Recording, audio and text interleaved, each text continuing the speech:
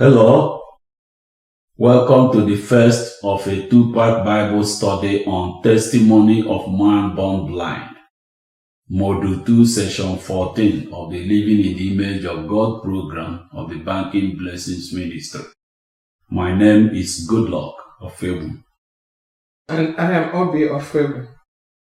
God creates every person to represent Him in interactions with others, to be for others what God would be for them if He lived with us in human form.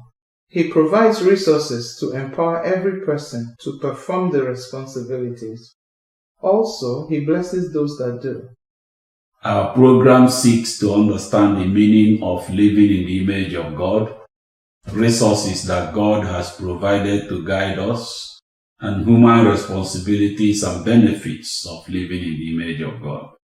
Let's dive right in to learn, taste, and share from God's message.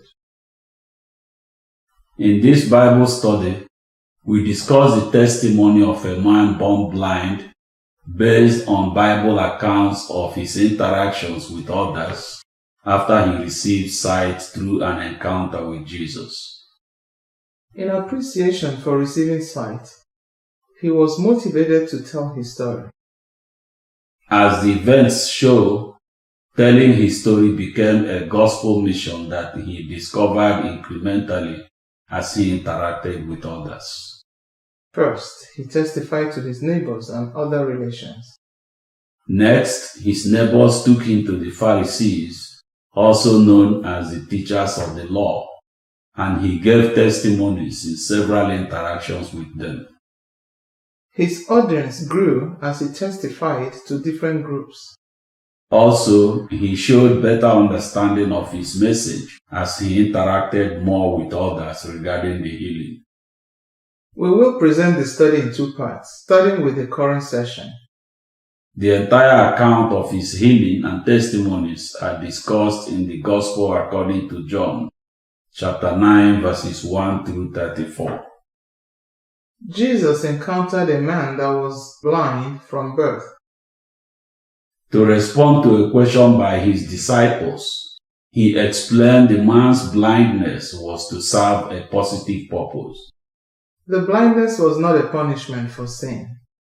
The man was born blind to become a vehicle for understanding the work of God. Let's read from the Bible at John chapter 9, verses 1 through 3. John 9, verse 1. As he went along, he saw a man blind from birth. Verse 2. His disciples asked him, Rabbi, who sinned, this man or his parents, that he was born blind? Verse 3.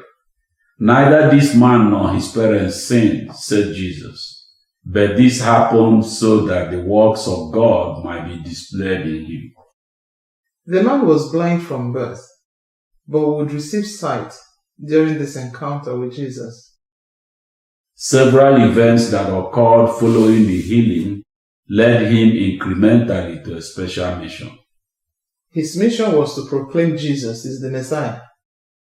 His appreciation for receiving sight motivated him to tell his story and led him incrementally to the mission. He told his story several times, more boldly and with greater clarity each time. After explaining the purpose of the blindness to his disciples, Jesus rubbed mud on the blind man's eyes and instructed him to go and wash in a pool. That is, Jesus established a task for the man and instructed him to go and perform the task.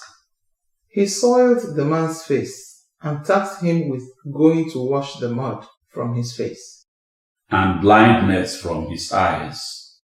To get started on his mission, the man obeyed Jesus. He washed in the pool and began to see. Let's read from the Bible at John chapter 9, verses 6 and 7. John chapter 9, verse 6. After saying this, he spit on the ground, mixed some mud with the saliva, and put it on the man's eyes. Verse 7. Go, he told him. Wash in the pool of Siloam. This word means sent. So the man went and washed and came home seeing.